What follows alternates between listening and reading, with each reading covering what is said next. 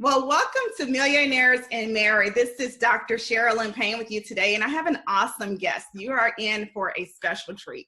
So check this out. If you don't know Dr. Tartt, you've got to find out who this man is. He's a rocker, he's a mover, he's a shaker, and he's actually helping women get their potential mate. He's helping them to be able to truly choose the right partner. But the reason why we're really here today is he's going to talk to us about how to build a strong marriage.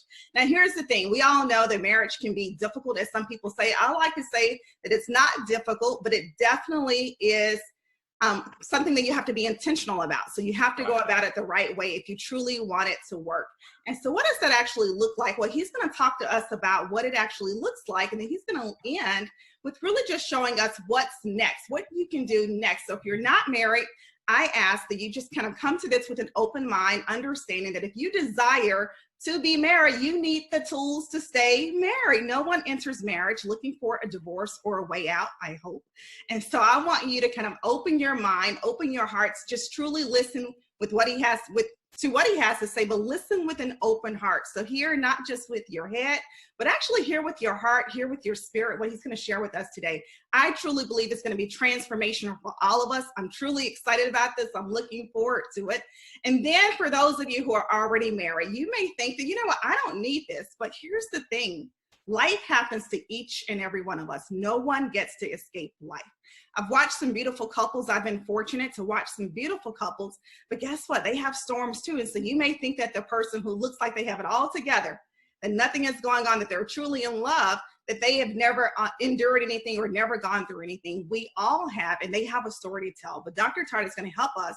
He's going to help us to really position ourselves to have that love that we truly desire and that we're really deserving of. So I ask that you grab your paper, grab your pen, and take copious notes. Dr. Tartt, welcome. Thank you, Dr. Payne. Thank you for that introduction. You know how to make a brother feel good. I just try. We're gonna have fun. This is a heavy one. This is a heavy one. This is a heavy topic, but it's necessary. I believe you're the heavy hitter, and you are the man to actually help us move to our next level. So thank you for joining us today. Hey, I love serving. I love serving. You know, so when we start talking about, marriage, and let's start with where we are.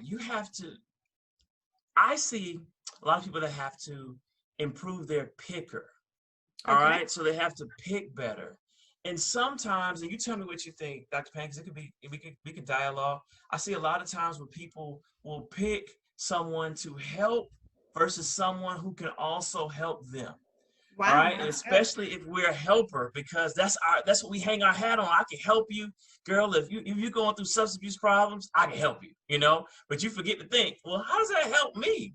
Wow. If you're going through substance abuse issues and I'm helping you, that's good for you, but bad for me, and vice versa. So the first thing we have to do, especially if you have the spirit of a helper or a healer, if that's who you are, we have to make sure that first thing before we even date that we pick correctly. We don't pick someone to help. We pick someone who's equally yoked.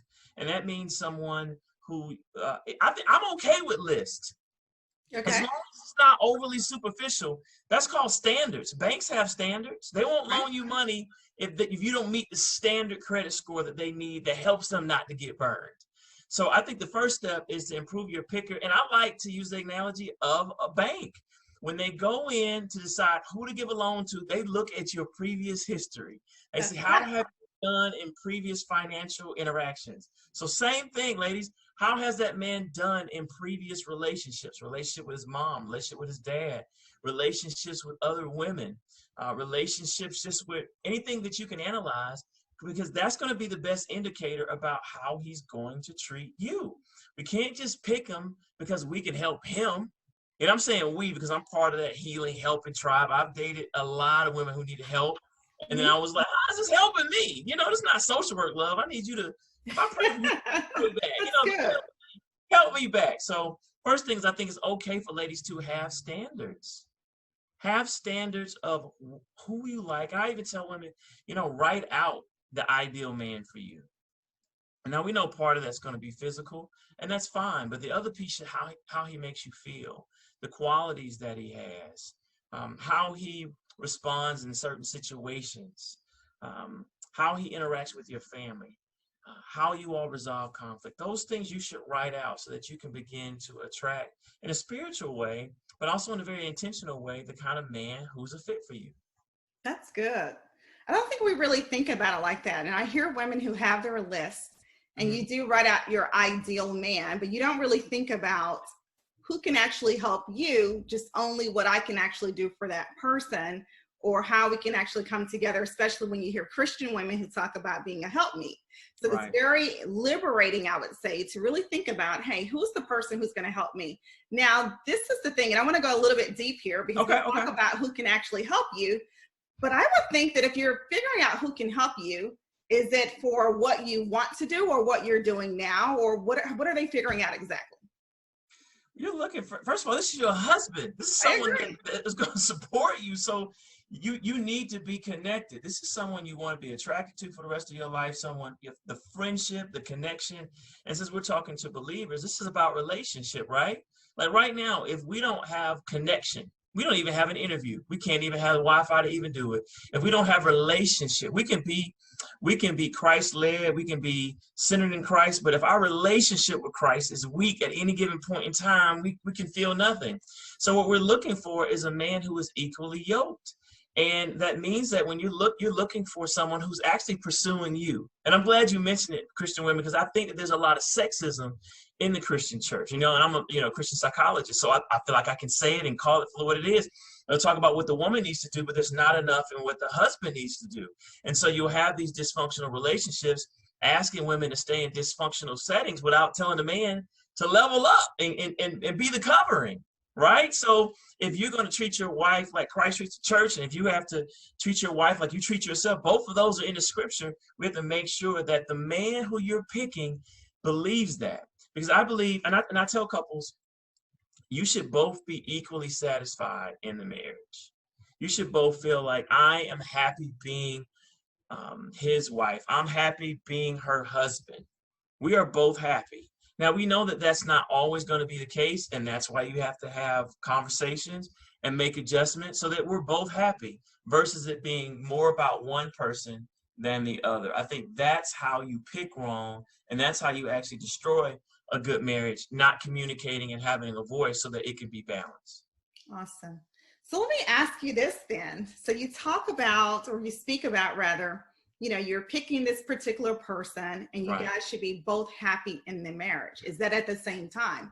Because marriage goes through seasons, and I hear at one point you may be giving more, and at one point this person may be giving more, but is it always equal and balanced and at the same time? Is that a realistic expectation? No, it's not, but it should be close, right?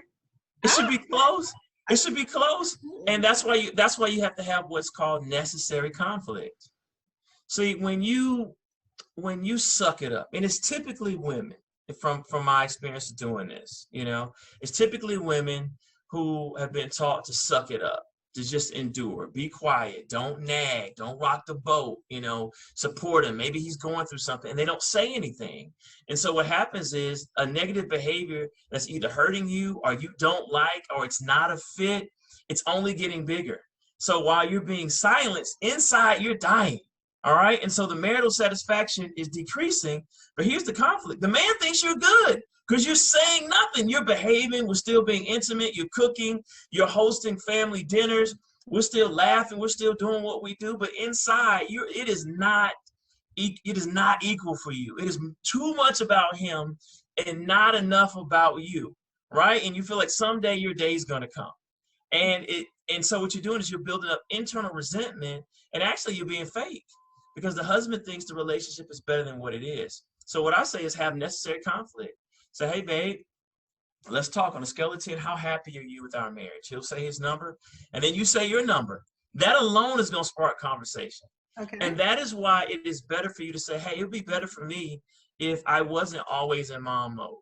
It would be better for me if we had more romance. It'd be better for me if we actually dated like we did when we first got married. And when we courted, right now, it feels like a roommate situation. You're on Netflix or you're on social media, and I'm taking care of the kids, and maybe I'm on social media.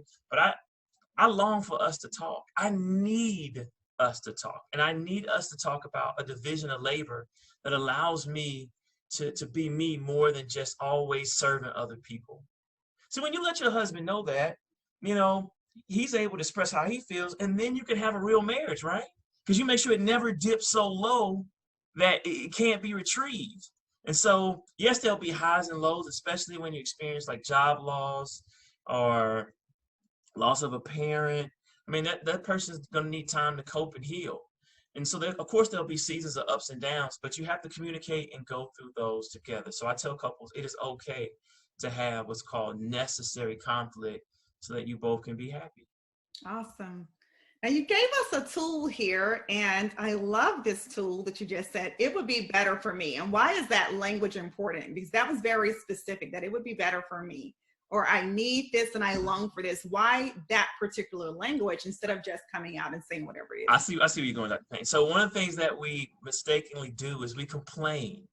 All right. And everything we would say might be legitimate. Like you're not romantic. You work all the time. You spend more time at work than you do focus on the family. And when I got married, I told you I want a family man. I want a romance. I want a quality time. And I'm not getting any of the three. All those things could be legitimate. But all he hears is basically you suck. You're not getting it done. You know, you are awful. That's all he hears. And so we have this dilemma of criticism with defensiveness, but there's a legitimate issue. And when that cycle happens, now we're arguing, now we're beefing, now we're married, but we kind of privately wish that we weren't. Okay, I didn't sign up for this, right? But you're already in. So instead of complaining and instead of being silent, both which don't work, complaining is going to lead to defensiveness, and being silent is going to lead to resentfulness and a false marriage. All right? Instead, express it as a wish. Talk about your feelings. Talk about how you feel. Your spouse cares how you feel. They don't care. I was going to ask you that. Do men really care? Yes. We care about how you feel more than we care about what you think. Okay. All right, so you might say, I think we should save more. I think we should spend more. You know, I think we should go on vacation. I think COVID-19 is real. You know, I think we should spend too much time with the kids. I think I don't spend enough time with the kids. We don't care about the thoughts. That's why we're having a disagreement, because we're not clones. But if you say, I feel overwhelmed, sad, and invisible. Oh, wow. When you come home and you open up the laptop and you kiss the kids, but you don't kiss me, and you stay up all night in front of the computer, and when I speak to you, it seems like I'm interrupting you. And I need you to make some adjustments at work to see me so that our marriage can thrive, because I miss you and I need our conversations, and it will keep me from being bitter. When you say that, you have my attention. I don't want you to feel invisible. Hold on. My wife feels invisible. I don't want you to feel like work is more important than you. Most men in the blind spot, I'm working so we can have the things that we have. But sometimes you can work so much you're ignoring those people. They rather have quality time than money that you probably don't need, and you probably have enough. Or you can have both, right? We can go for and. Our God is an awesome God. You can have finances and love and quality time and be a great family man, right. You know, and still have your own private time. So when you express it in terms of a feeling and then state the need, men can hear that a lot better than they can hear complaint, and that goes both ways. Okay, awesome. So another question for you. A wise woman builds her house. Oh! How do we build our houses, and then how do we tear down our houses? All right, so I'm glad that you quoted that, because it can have many different meanings, right? Right. So I think it depends on the couple. So when you're saying build up your house, we want the house to be built on solid ground, right? We want it to be a solid rock, not sinking sand. All right. So that means that you have to contribute to the building of the house. And so that means that sometimes if there's something that is being built that's unhealthy for the house, you have to call it out. You have to say, I'll show you, I'll give you one I get a lot.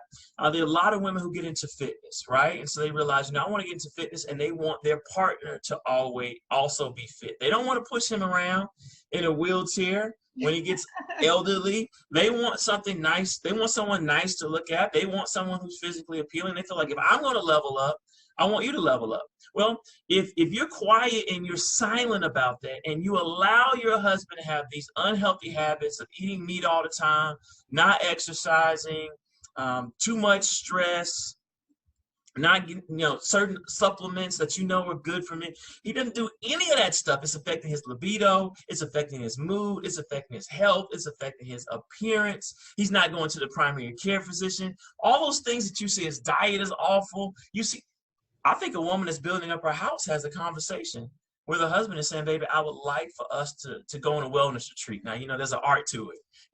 I would like, because you're trying to get him around other men who are fit to see, to change the dynamic. Like, maybe I should do that, you're talking to him.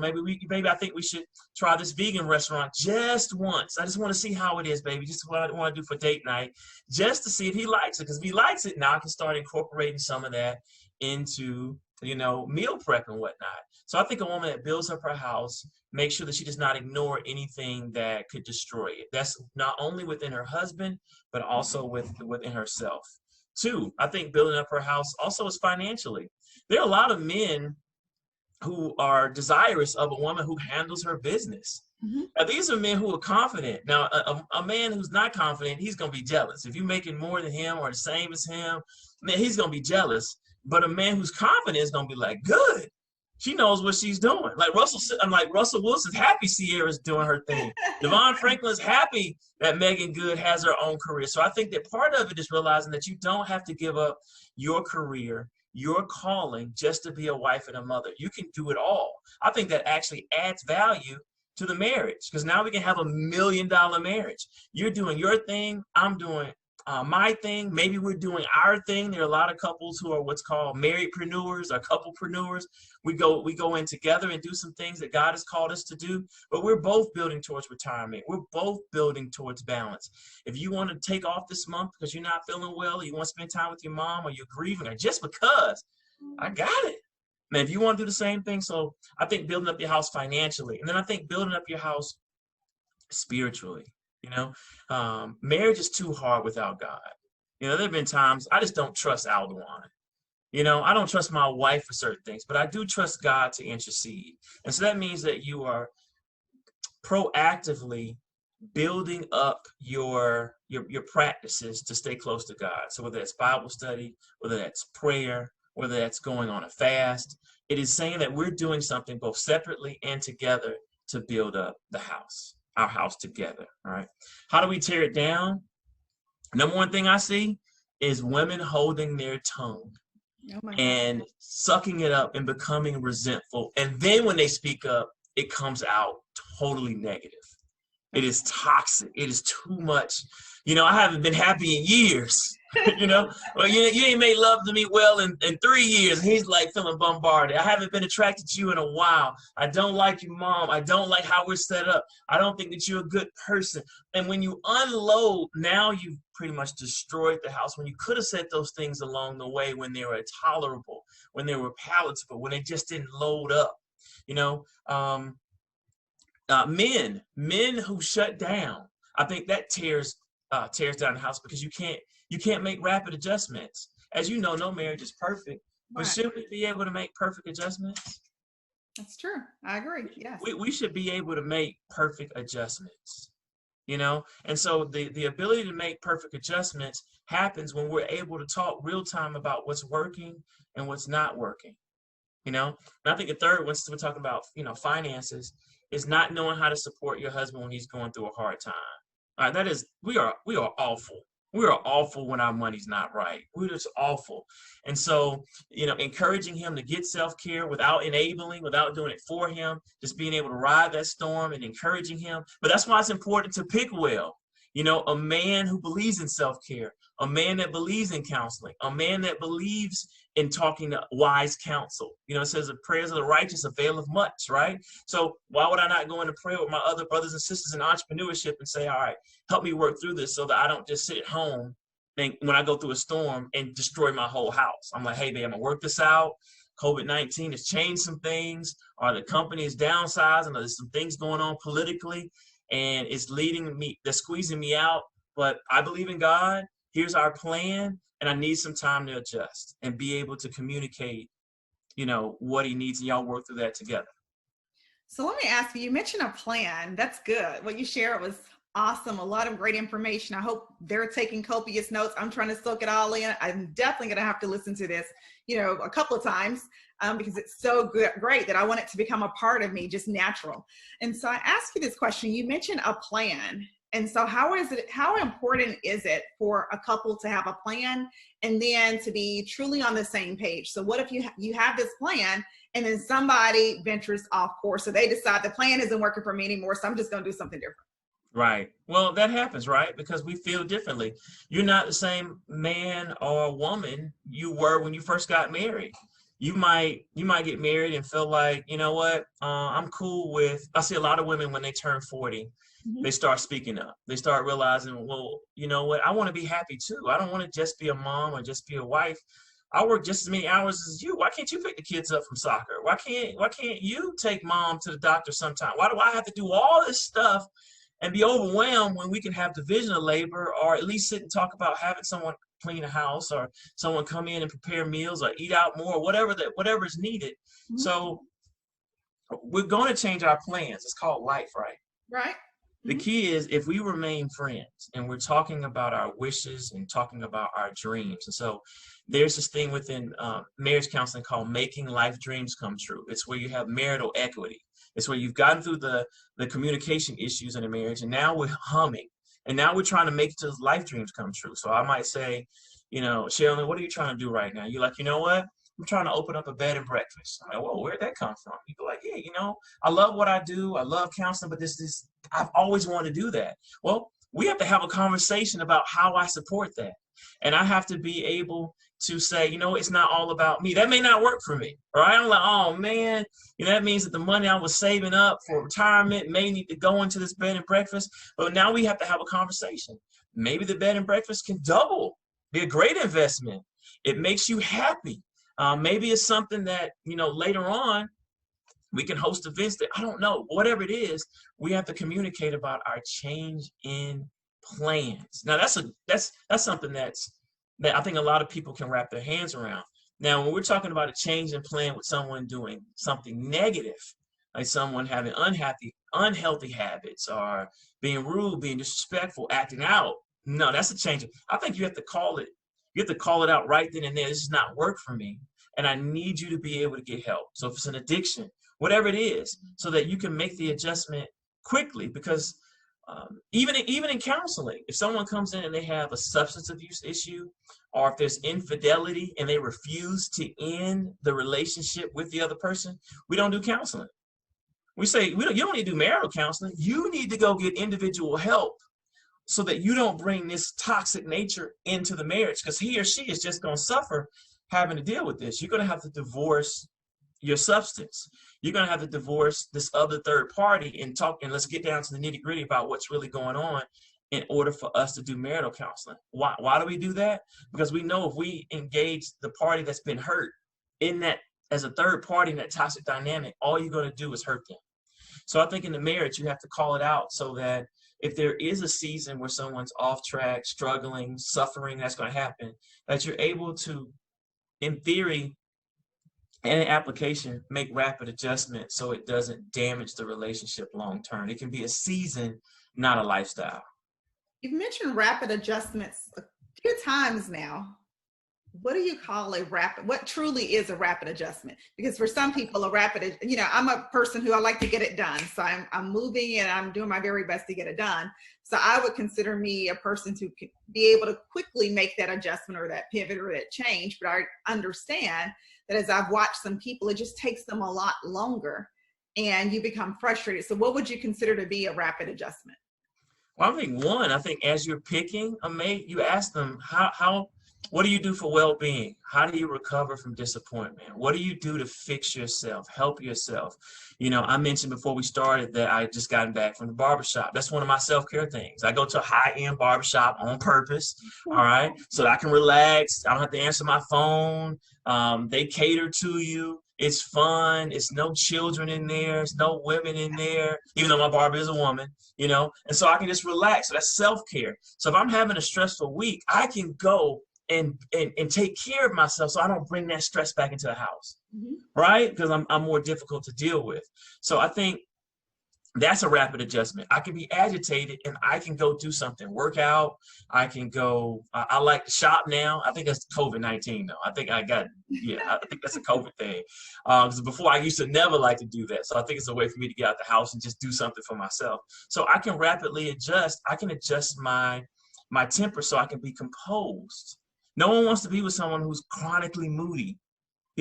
So but we're allowed to have emotions. We're human. We're not laptops. So when I am feeling that way, I can adjust quickly. Second thing, in the couple, this, you can be cool on Monday and be beefing on Tuesday. Right. All right. What have you done for me lately? Right. Yesterday doesn't count. Right. So we have to be able to successfully resolve conflict quickly. I need to let you know. Sharalyn, when you came in, last night you didn't speak to me. Then you start watching Netflix and you didn't even say anything.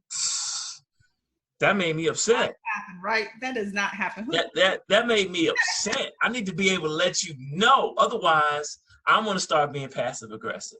I'm going to start being maybe short or curt or irritable, whatever it is. However I act out, I'm going to act out. It's better to say, look, we need to talk. Last night when you came in, you were loud, turned the TV on. You knew I had to be up. I felt like you were trying to sabotage what I'm doing. But I told you how important it was. You may have just forgotten. Who knows what could have happened? So it could have been a tragedy. Who knows what's happened? So make perfect adjustments. And that's what's in the research. Couples who stay together do a lot of things well, but they do two things really well. One, they have friendship that's consistent. So they're actively dating. They actively talk on a regular basis. So they do friendship things. You can tell they are friends. They are out walking. They are exercising together. They're doing business together.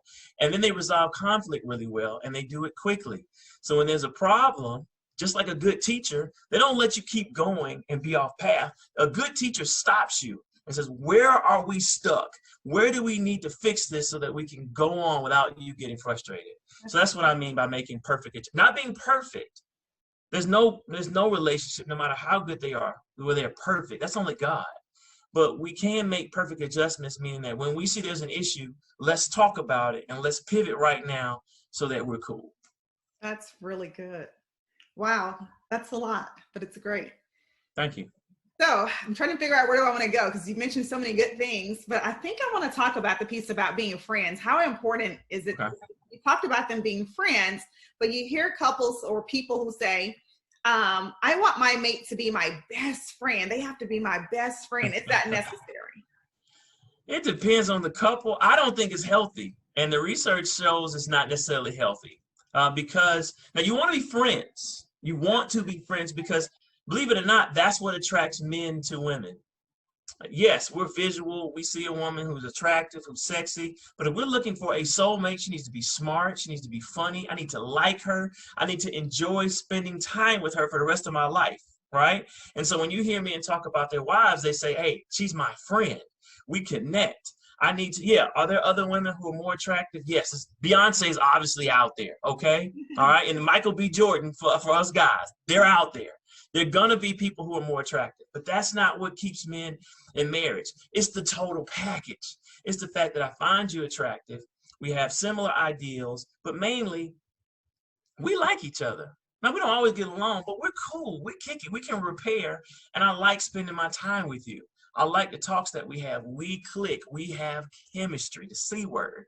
So when we have chemistry, that's that friendship piece. And that's what I mean about, picking well. Men also are going to pick you because, can they find eye candy every day of the week? Can they find a woman that they actually enjoy the conversation that has a total package? Maybe once in a lifetime. All right. You'll never find a man say, is it easy to find a wife? No. Is it easy to find eye candy? Yeah. Is it easy to find a wife? Absolutely not. Very difficult. So when they find a woman that has those characteristics whom they click with, they'll pursue you. They'll pursue you. So that's the friendship piece, in knowing that as you're dating, allow a man to develop intimacy with you, an emotional standpoint, so he actually likes the person that you are, not just your body. Okay? When men find that, they want to settle down, they want to marry if they are ready to settle. Okay? Second thing is, it's good to have diversity in a marriage. All right? I don't have to depend on my wife to be my attention. I don't have to depend, you don't have to depend upon your husband to meet all of your needs. That's really difficult.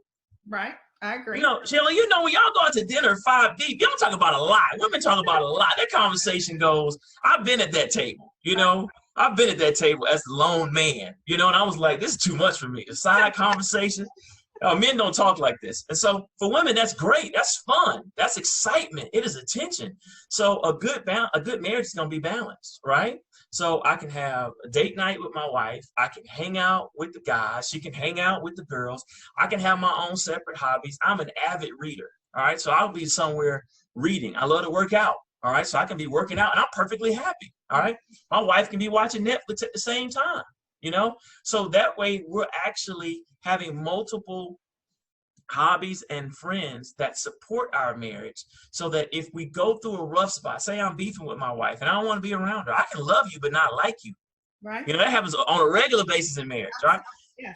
I don't have to be sad or depressed. I can call my boys, I can call my homegirls, I can go do something with my ministry friends, I can go work out, I can go play golf, I can go watch the game, I can do whatever I want to do, you know, and be good. And so when I come back, you know, maybe my overall happiness is a 75% because I'm beefing with my wife and my marriage might be at a 0 that particular moment, but I'm still at 75% because the other areas of my life are supporting me, so I can go through a down period without feeling like my whole world is gone. And that's what we see a lot of people struggle when they divorce, is that they did not have a good support network outside of their spouse. Right. I think a good mix. So I got 2 questions for you. Okay. Fun friends. So can men have female friends, or I knew where you were going. I was laughing. Is that possible? And what if the female is his best? I want to give you a real answer. Yes, please. It is absolutely possible and healthy to have friends of both genders anyway. That's just going to allow you to be a more informed person, a more balanced person. Mm-hmm.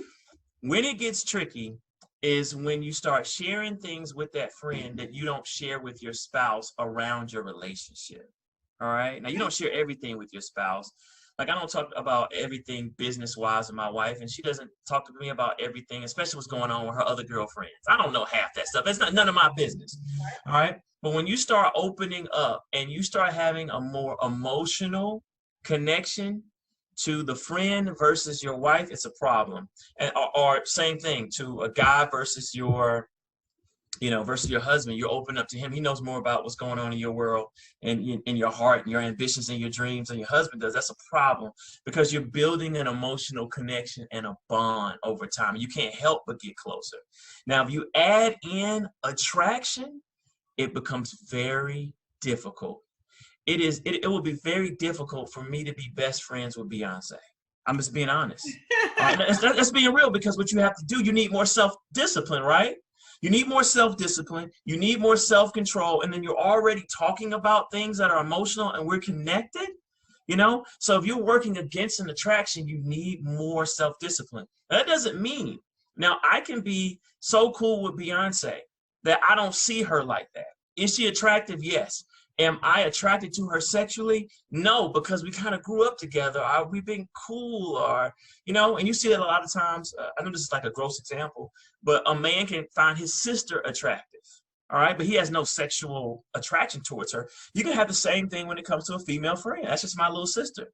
Now, there are other times where there is an attraction, and the only reason you're talking to that person, right, is because they're attractive and they're a friend. So I think you have to put limits and you have to be real with yourself. And the friend has to come second. If the partner has a problem with the best friend, I'm not going to say have to go, but the marriage takes precedent unless you're dealing with a partner who's insecure. Now that's becoming control. All right. That's controlling. All right. I just don't want you to have any male friends or have no female friends. Okay. That's controlling. That's different from that dynamic is not there. You know, every time I see this brother, he acts funny towards me. I don't like the way he moves around us. Like your other friends, they say, what's up? We have conversations. They defer. They have boundaries. But when you have this friend always calling you to fix their problems, come over, and it's getting in the way of our marriage, we don't talk, and you talk to this friend more than me, that relationship needs to be either ended, or it needs to be modified in a way that honors the marriage. That's just my opinion. I love it. Okay, perfect. So your partner doesn't necessarily have to be your best friend, and depending upon the situation, you should decide to stick with the friend or maybe terminate the relationship if necessary. Right, because what we say should matter, right? In any conflict, I only get half a vote. I'm only get is we only get it's only 100% in a marriage as far as an opinion. I get 50, you get 50. Neither one of us dominates the truth. If I'm happy and you're unhappy, we have a problem, and vice versa. Right? It can't work. That's toxic. So it has to be able to move to the middle. Like, okay, well, how do I adjust my life so that you're happier? It doesn't take me down, So how do we make these adjustments to where we're both good? So if you're going to do this bed and breakfast, okay, cool. That means that I get to go after what I want to do next. All right. So if I want to pivot from seeing clients day to day, are you okay with me doing sports psychology and maybe traveling with the team? I allowed you to support your dream. 3 or 4 years ago, I'm having a calling, a shift. I would like for you to support it, the same way I supported yours. So I think if we both go into it saying how my partner feel matters, and then we integrate it, kind of pour it into the soup, pour both of our ingredients in the soup and taste it, and then make adjustments, I think we can always have a healthy relationship no matter what's going on. That's a great analogy. So I have another question for you based upon friends. What about the woman who says, you know what? Men always say, I'm a friend, I'm a great friend, but I can never get out of that friend zone. So it's always how do I transition from being his friend to dating it or such? What would you say? I think that's very difficult. So when men typically meet you, they put you in a box, all right? And it's very hard to get out of that box. How many men have you said, how long did it take for you to know she was your wife? Oh, as soon as I met her. First date, first couple of dates, first week, it does not take long for men to be able to put people into boxes, all right? Even on the dark side, there are men that will put a woman in a box. I just want to have sex with her, but I have no desire to be in a relationship with her. All right, I won't even call her tomorrow. They'll automatically set up these boxes. So when you're in the friend box, I think it's very difficult to get out of, because the friend box is not a sexual box, right? And so the sexual box has to coexist in a marriage, especially from a male standpoint, as well as from a wife standpoint, okay? But especially for a man, he is not sexually attracted to you. He's not going to date you, all right?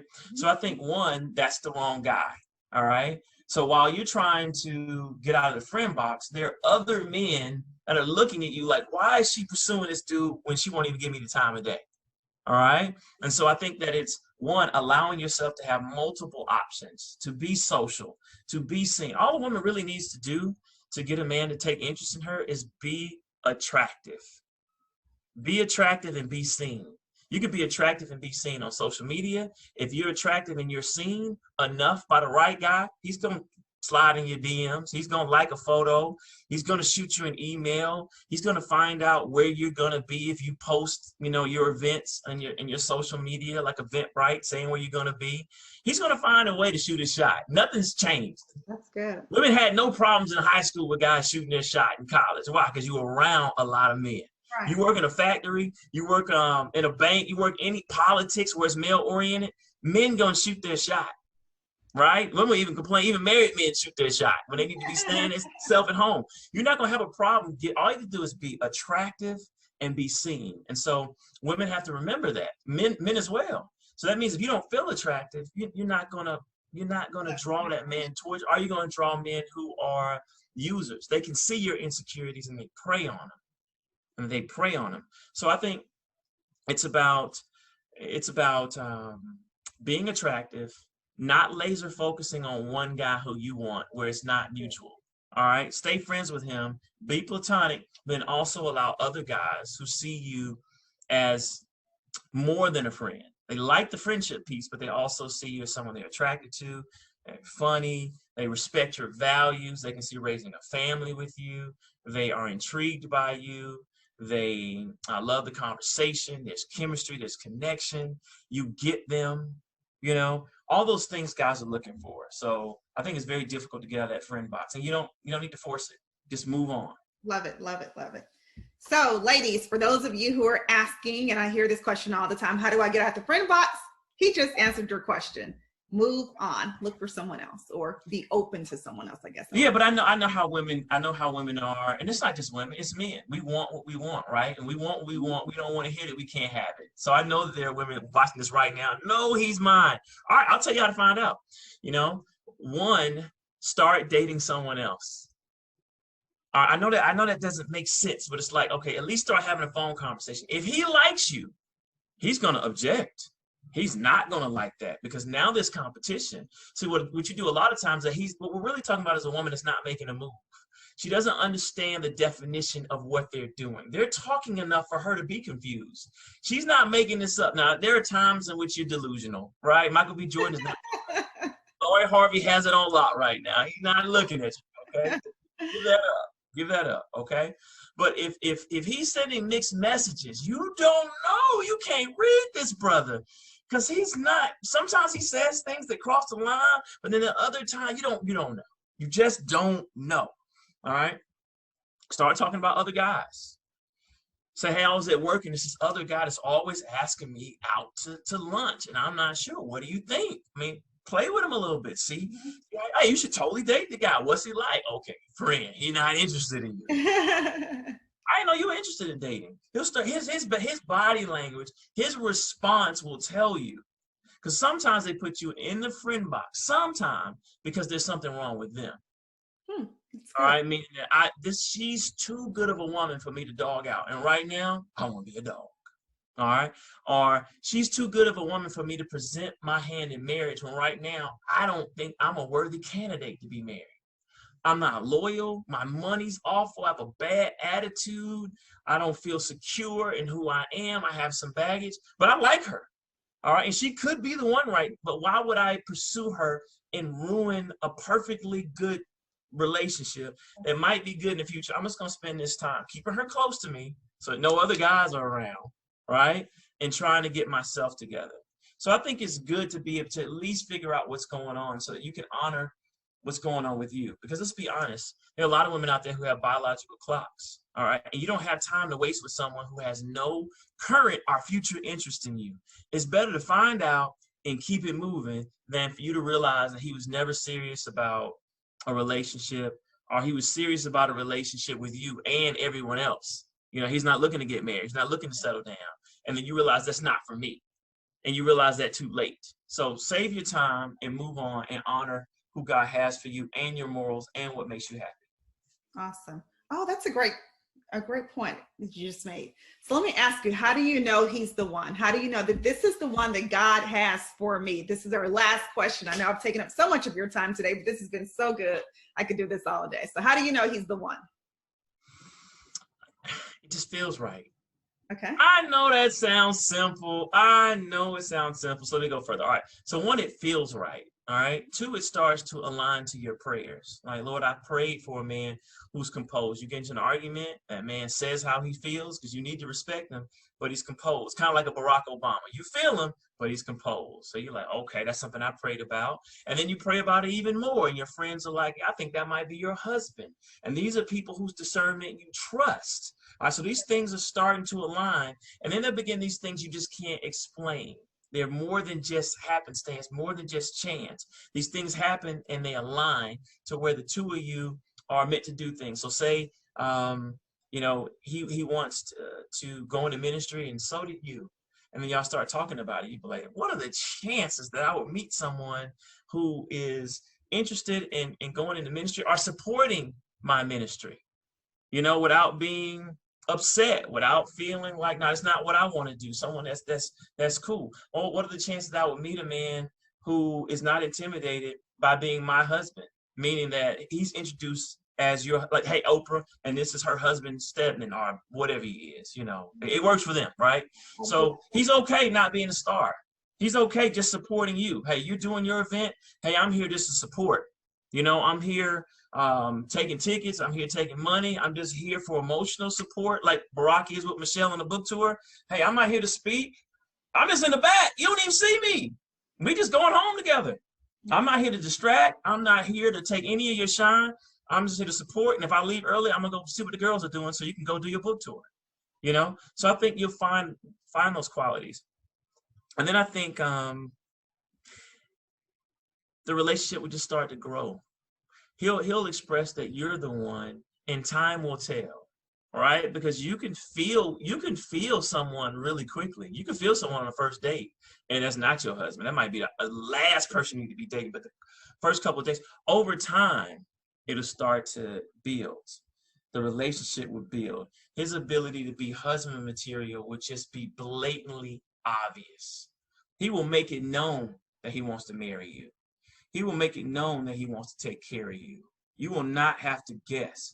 He will. Here's a green flag for a good husband. This is in the research. How influenceable he is. Men who are influenceable make phenomenal husbands. Men who say you're never gonna change me, awful husbands. All right. So as you start talking about he's the one, you can express something that's against something that he likes. All right. And he will be influenced. Now, he won't be a do-boy because you won't respect it. He won't do everything you say, but you will see him flex. You will see him bend in the direction of something that you like that he doesn't like. So you like romantic comedies. He does not. Babe, I really want to go see this movie. Go see it with some friends. Babe, I really want to go see it with you. I don't want to go see a romantic comedy with my girls. I want to go see it with you. All right, babe. All right. But after this, we're gonna go watch Terminator. All right. All right, cool. Or, you know what, if you really want to watch it, cool. I don't mind. All right, let's just go get something to eat afterwards, and I'm going to tell you how bad this movie is. You know, he might crack a joke, you know. Or he might, like, you know, I actually liked it. I didn't think I was going to like it. It was pretty good, you know. You want a man that's flexible, all right, influenceable. So what you say matters.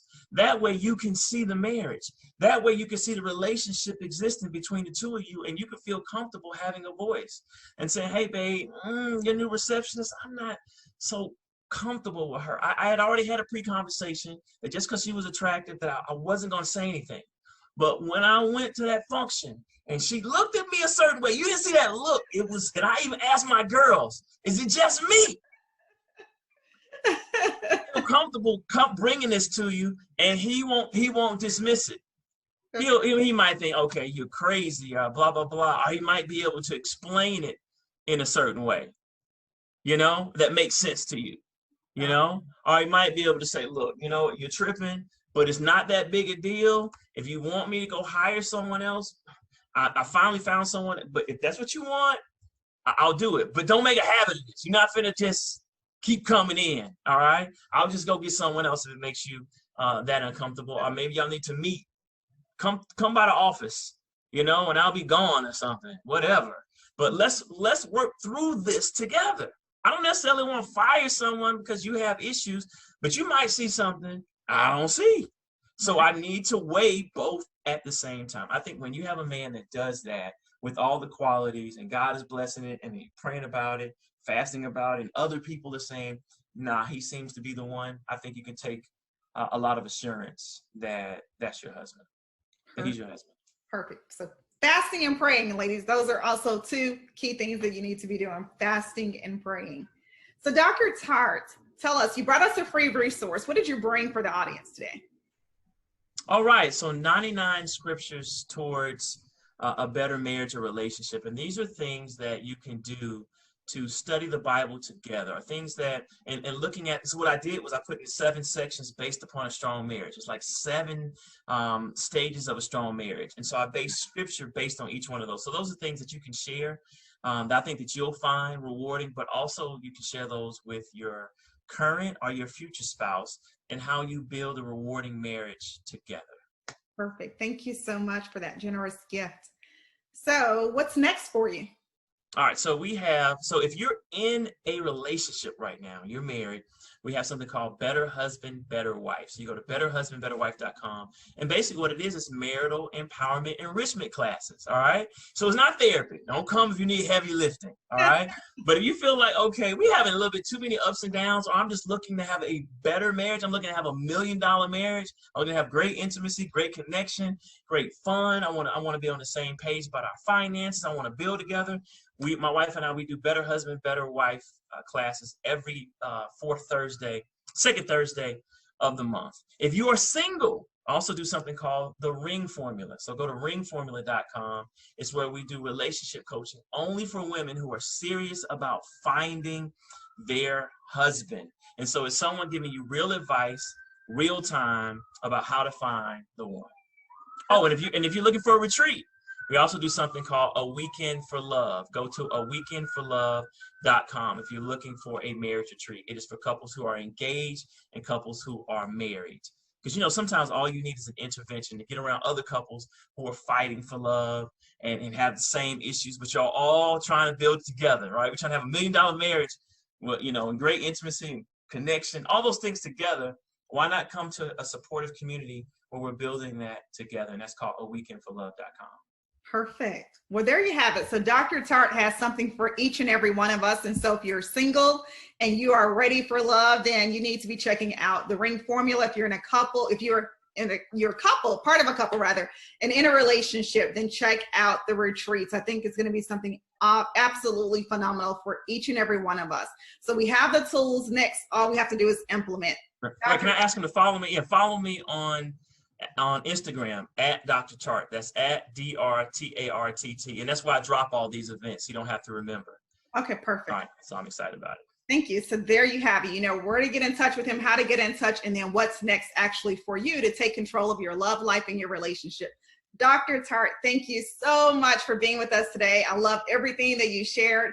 I've got to go back and listen to this. Now, if you're like me, if you're a student and you love learning, you're a lifelong learner, and you want to master relationships and marriage, then, hey, listen to this over and over and over again, and then take that next step, which is connecting with Dr. Tartt and his resources so we can actually move to our next level. And let's make 2021 all that we desire it to be.